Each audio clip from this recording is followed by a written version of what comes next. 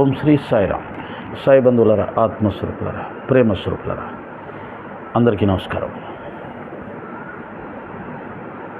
బాబాగారి విషయంగా జరుగుతున్నటువంటి ఈ వివాదం ఒక రకంగా సమాజానికి మంచి చేస్తుందనే భావిస్తున్నాను. అది రెండు రకాల ప్రయోజనాలను కలిగిస్తుంది అనుకుంటాను. ఒకటి, బాబాగారి మార్గంలో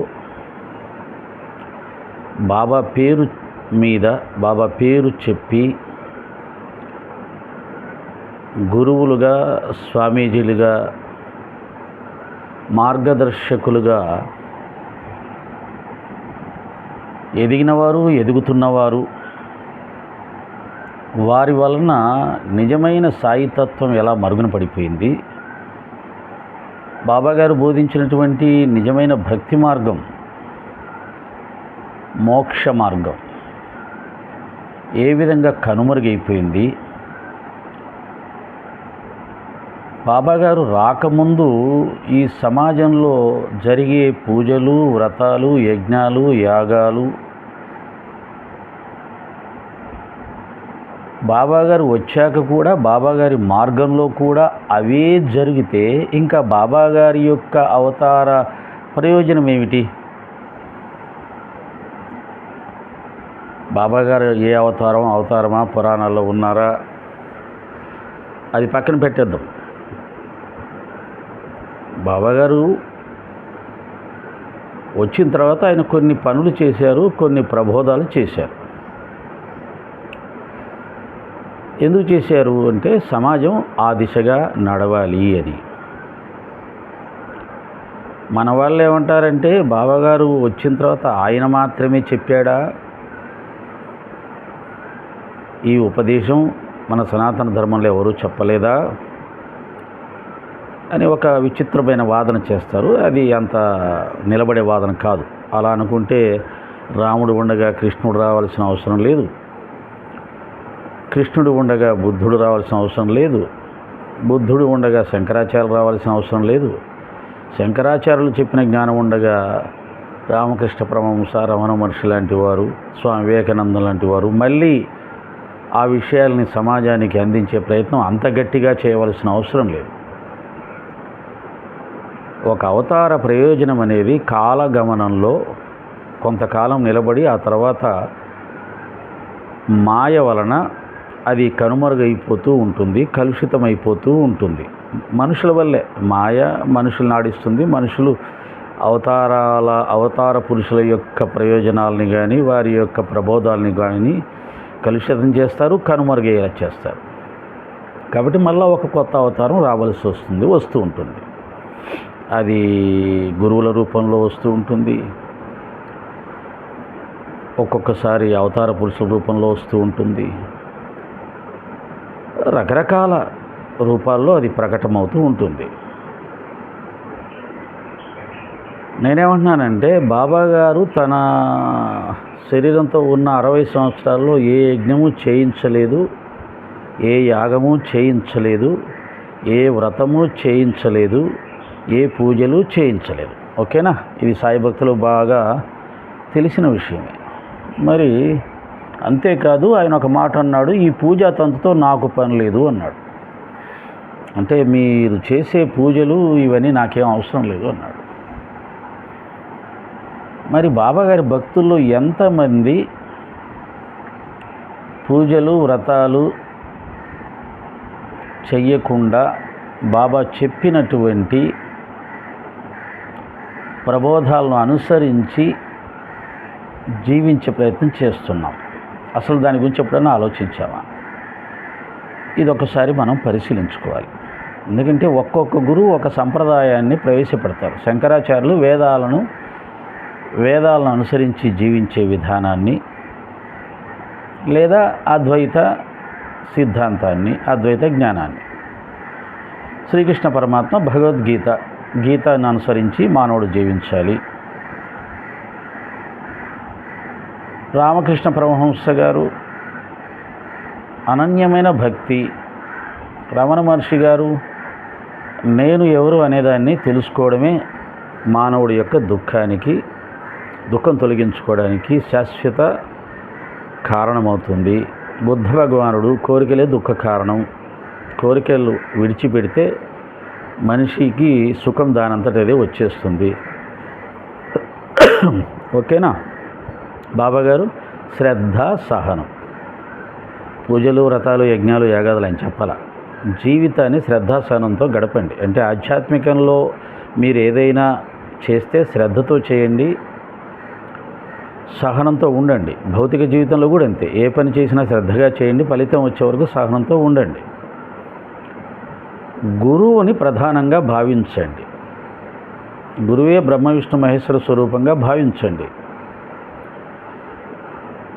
అని చెబితే ఏమన్నాడంటే, నా మార్గంలో గురువు లేడు, అవసరం లేదు. ఎందుకని? నేను పలుకుతాను మీకు. నా సమాధి మీతో మాట్లాడుతుంది, లేదా నా సమాధి మీతో కదులుతుంది, నా ఎముకలు మీతో మాట్లాడతాయి అని హామీ ఇచ్చాడు. అలాగే మీరు మధ్యవర్తుల ద్వారా నా గురించి ఏమైనా తెలుసుకోవాలని ప్రయత్నం చేస్తే మీకు చింకి గుడ్డలు దొరుకుతాయి, చినిగిపోయిన గుడ్డ పిలికలు దొరుకుతాయి. నన్ను అడిగితే పట్టు వస్త్రాలు ఇస్తానన్నాడు. బాబా ఇంత స్పష్టంగా సచ్చరిత్రలో నేను పలుకుతాను, నేను సమాధానం ఇస్తానని చెప్పిన తర్వాత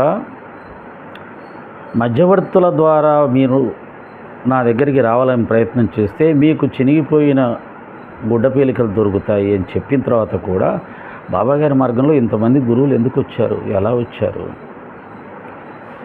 ఇంతమంది భక్తులు వారి వెంటపడి ఎందుకు పరిగెడుతున్నారు?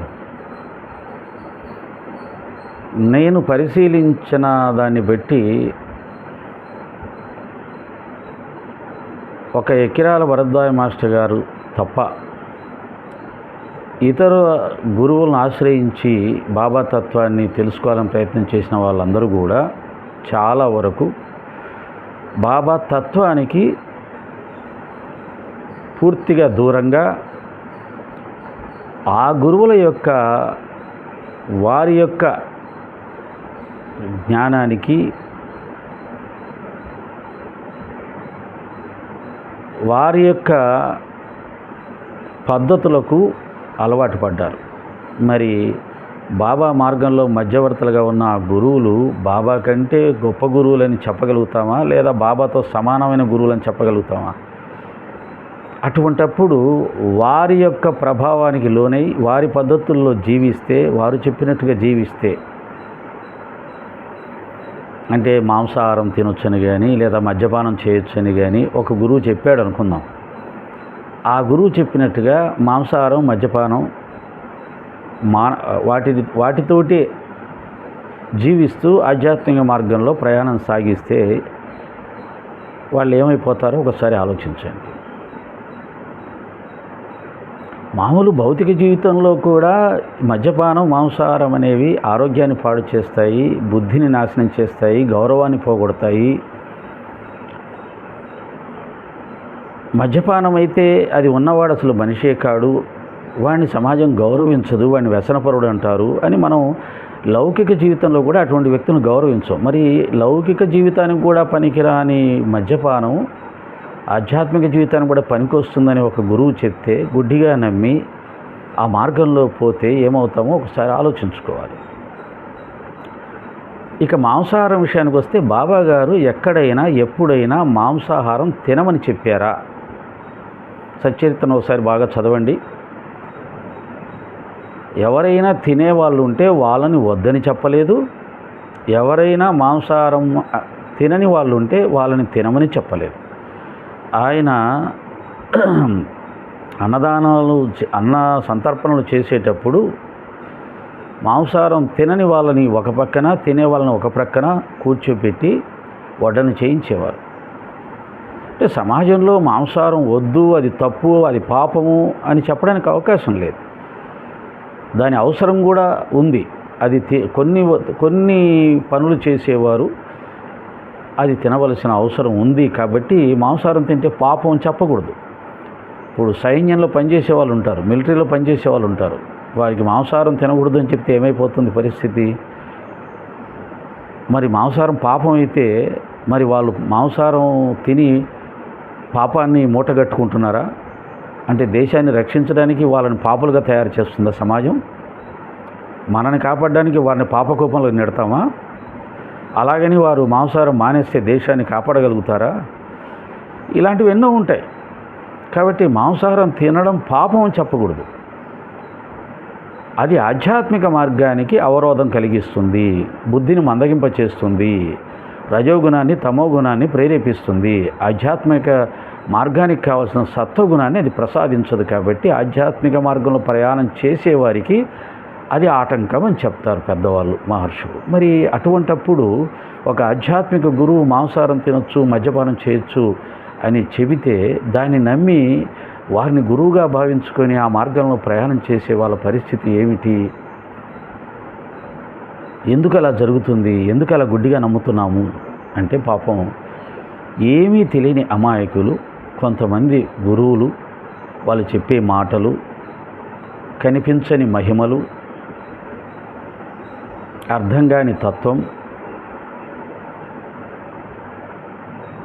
అలాగే ఒకసారి వారిని ఆశ్రయించిన తర్వాత వారిని విడిచిపెట్టే ధైర్యం లేకపోవడం, విడిచిపెట్టకుండా వారి చుట్టూ ఒక పెద్ద భయంకరమైన నరక సామ్రాజ్యాన్ని సృష్టించడం. అంటే ఒకసారి గురువును స్వీకరించిన తర్వాత ఆ గురువును వదిలిపెట్టినా, ఆ గురువు గురించి తప్పుగా మాట్లాడినా వారు నరక కూపంలో పడతారు, భయంకరమైన కష్టాలు అనుభవిస్తారు, మరుజన్మలో పందిగా కుక్కగా పుడతారు.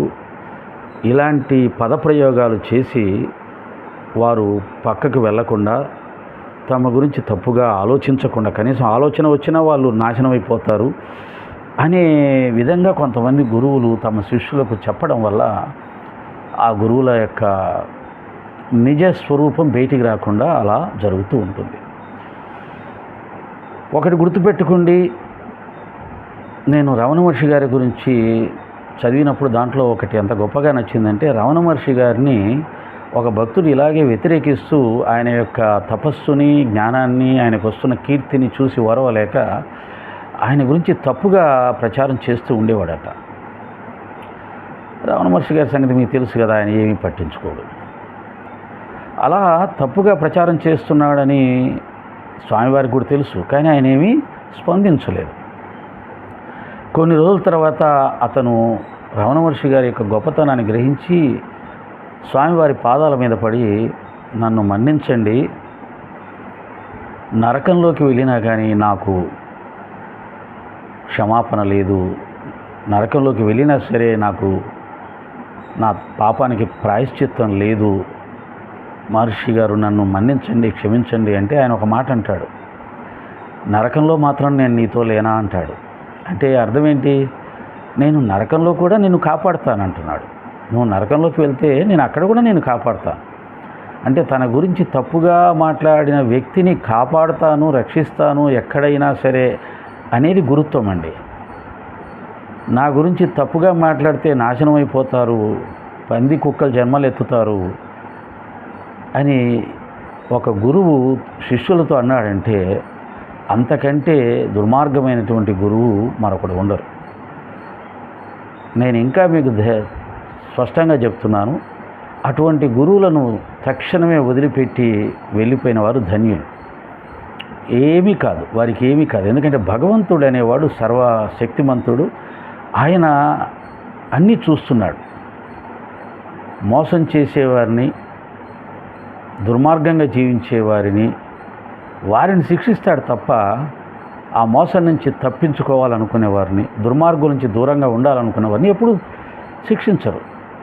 అది జరగదు. అసలు మోసం, దుర్మార్గం చేసేవాళ్ళు గురువులే కాదు. కాబట్టి నిజమైన గురువులను తప్పుగా మాట్లాడినా, నిజమైన గురువులను వదిలివేసినా అది మనకు నష్టం కలిగిస్తుందంతే. పాపం వస్తుందని నేను చెప్పను, ఎందుకంటే నిజమైన గురువును వదిలేయడం వల్ల పాపం రాదు. పాపం ఎక్కడ వస్తుందంటే ఒక వ్యక్తికి మనసుకు బాధ కలిగించినప్పుడు, అంటే ఏ కారణం లేకుండా ఆ వ్యక్తి ఏ తప్పు చేయకుండా ఉన్నటువంటి వ్యక్తుల మనస్సుకు బాధ కలిగిస్తే అది పాపాన్ని క్రియేట్ చేస్తుంది.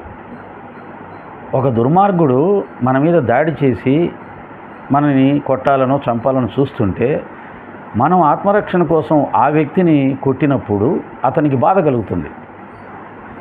అది నేరం ఏం కాదని చట్టమే చెప్తుంది. ఆత్మరక్షణ కోసం నువ్వు ఎవరినైనా కొట్టినా అది నేరం కాదు. కాబట్టి చట్టమే దేవుడు, న్యాయమే దేవుడు. కాబట్టి దుర్మార్గుల నుంచి, మోసగాళ్ళ దగ్గర నుంచి దూరంగా వెళ్ళిపోవడం, ఇంకా చెప్పాలంటే వారి గురించి సమాజంలో అవేర్నెస్ కల్పించడం. ఎవరైతే మోసం చేస్తున్నారో, దుర్మార్గంగా కపట వేషం వేసుకొని జీవిస్తున్నారో వారి అసలు స్వరూపాన్ని లోకానికి తెలియచెప్పడం గొప్ప పుణ్యకార్యం అవుతుంది. అదేమీ గురుద్రోహం ఏం కాదు. కాబట్టి ఇలా సాయిబాబా గారి మార్గంలో చాలామంది, కొంతమంది, నేను ఎప్పుడు చెప్తున్నాను, అది నాకు బాధాకరం, బాబా గారేమో విశాలతత్వాన్ని,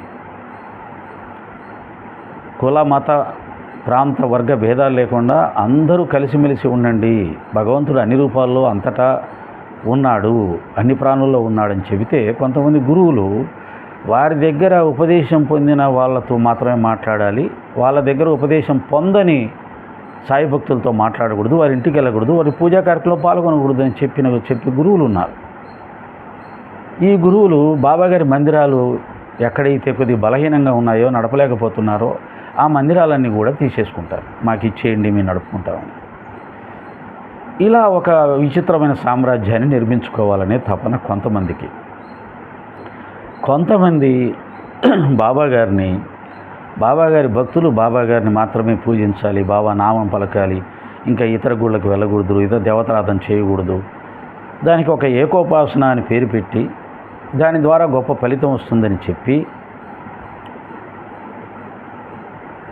వారిని ఇతర మందిరాలకు వెళ్లకుండా, ఇతర దేవతారాధన లేకుండా చేయడం జరిగింది. ఈ ఏకోపాసన అనేది గొప్పదే, కానీ అది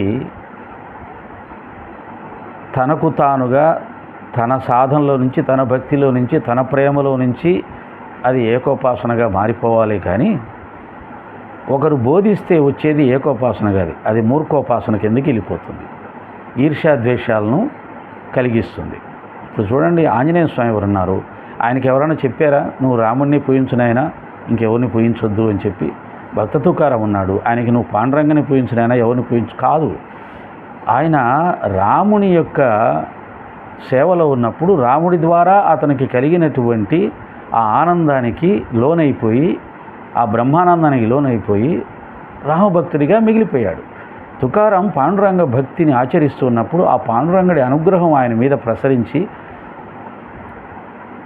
ఆ యొక్క దాని అనుభవంలో తడిచి ముద్దయిపోయి ఇంతకు మించింది ఇంకేముంది అని చెప్పి ఆయన అన్నమయ్య వెంకటేశ్వర స్వామి, ఇలా వీళ్ళందరూ తమ యొక్క సాధనలో నుంచి, ఆచరణలో నుంచి కలిగినటువంటి ప్రేమకు లొంగి వారు ఏకోపాసకులుగా మారారు. కానీ ఇప్పుడేమవుతుంది, సమాజంలో మీటింగ్ పెట్టి వచ్చినటువంటి భక్తులందరికీ ఏకోపాసన చేయండి, ఏకోపాసనే ముక్తికి మార్గం, కాబట్టి మీ ఇళ్లలో విగ్రహాలన్నీ తీసేయండి అని చెబితే వాళ్ళ స్థాయి ఏంటి, వాళ్ళ అర్హత ఏంటి, వాళ్ళ అవగాహన ఏంటి, వాళ్ళ భక్తి ఏంటి, వాళ్ళ ప్రేమ ఏంటి, ఇవేమీ తెలుసుకోకుండా మనం బోధించడంలో వారి ఇంట్లో విగ్రహాలు, ఫోటోలు తీసి పడేస్తే ఆ ఇంట్లో ఆ దేవతలను పూజించే వాళ్ళు కొంతమంది ఉంటారు. ఇది ఘర్షణ వాతావరణం ఏర్పడుతుంది. ఇలాంటివి చాలా ఉంటాయి. అవన్నీ ఆలోచించకుండా కొంతమంది గురువులు బాబాగారి మార్గంలో నేను చెప్పిన విధంగా చెప్పడం వల్ల, మరి అది బాబాగారి మార్గం కాదు. నేను ఎందుకంటానంటే అది బాబా అలా చెప్పలేదు. మేఘశ్యాముడు అనే భక్తుడు శివభక్తుడైతే రోజు ఖండోబా దేవాలయానికి వెళ్ళి శివస్వరూపమైన ఖండోబాను ఆరాధించిన తర్వాతే తన దగ్గరికి రమ్మన్నాడు. మాలసాపతిని కూడా అంతే.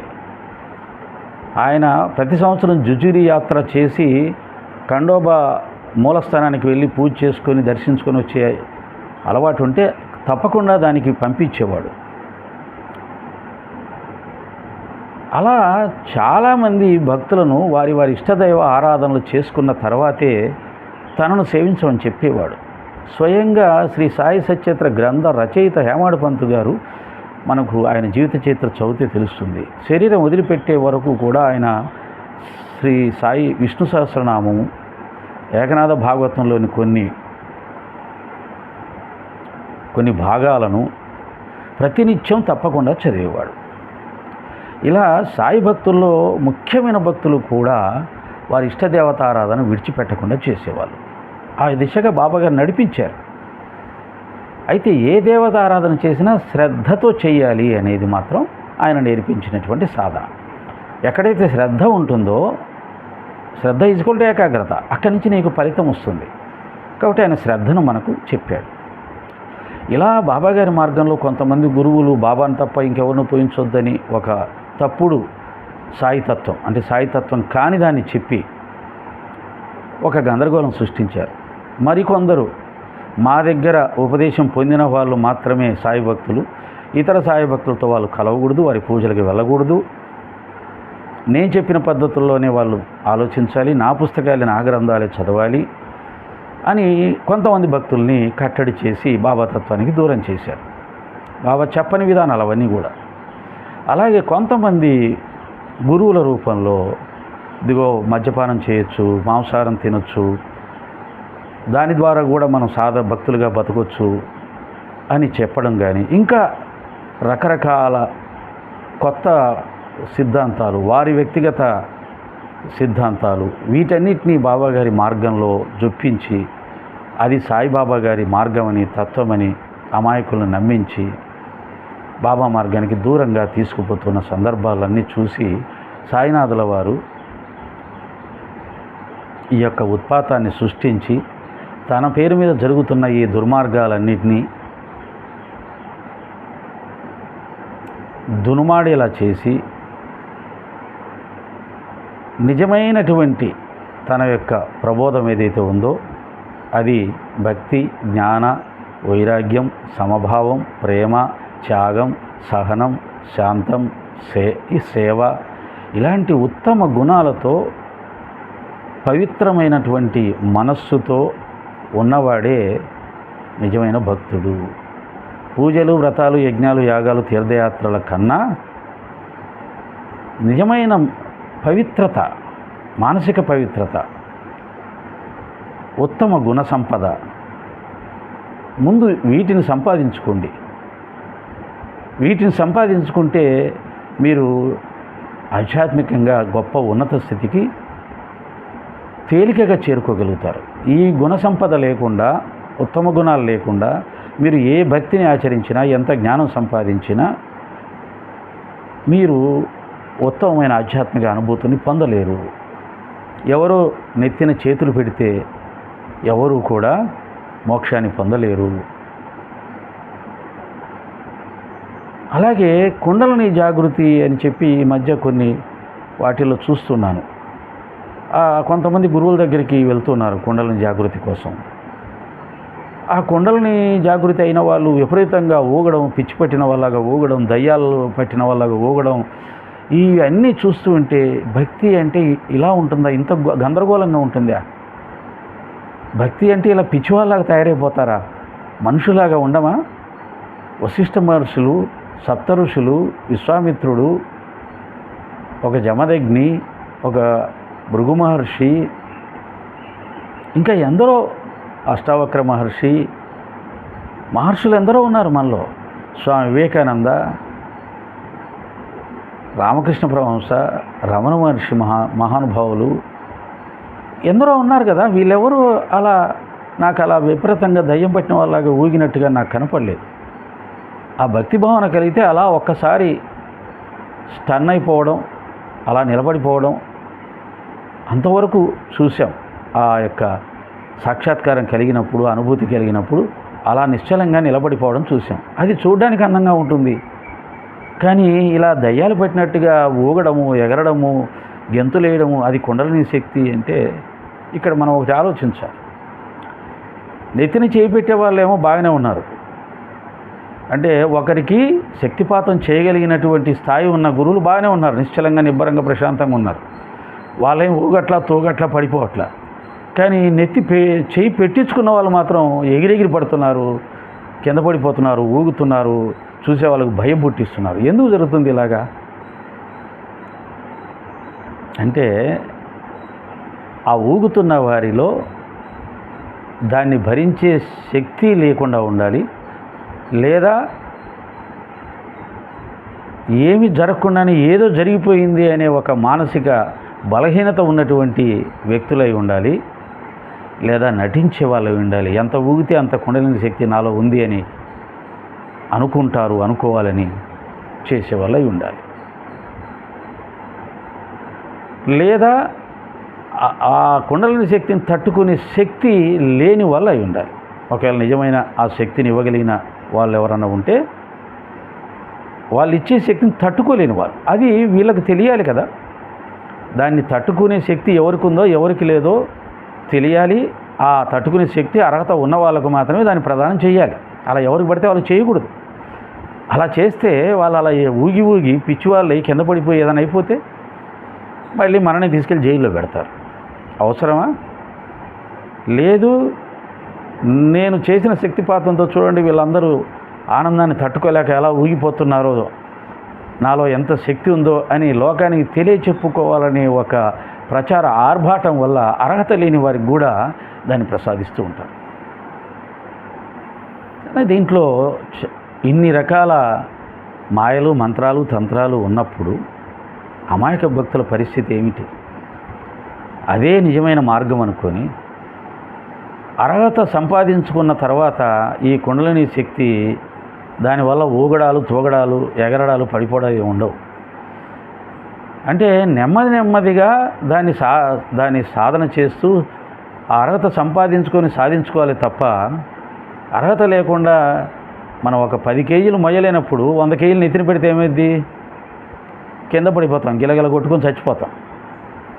అలా ఉంటుందన్నమాట. కాబట్టి ఆధ్యాత్మికంగా భక్తి మార్గంలో నెమ్మదిగా ప్రయాణం చేసి దాన్ని తట్టుకునే స్థాయిని సొంతంగా మనం సంపాదించుకోవాలి తప్ప, ఎవరో నెత్తిన చేపెడితే అది వచ్చేస్తుంది, మేము గొప్పవాళ్ళం అయిపోతాం ఆధ్యాత్మికంగా అనుకునేది ఉట్టి భ్రమ. కాబట్టి ఈ సాయినాథుల వారి మార్గంలో జరుగుతున్న అనేకమైన వికారాలు, బాబా తత్వానికి ప్రబోధానికి విరుద్ధమైనటువంటి మార్గాలు, వీటన్నిటినీ ప్రక్షాళన చేయడానికి ప్రస్తుతం జరుగుతున్నటువంటి ఈ యొక్క వివాదం ఉపయోగపడుతుందేమో నాకు అనిపిస్తుంది. చూద్దాం. ముగింపు అని చూసినప్పుడు బాబాగారి సంకల్పం ఏమిటో తెలుస్తుంది. సాయిరామ్.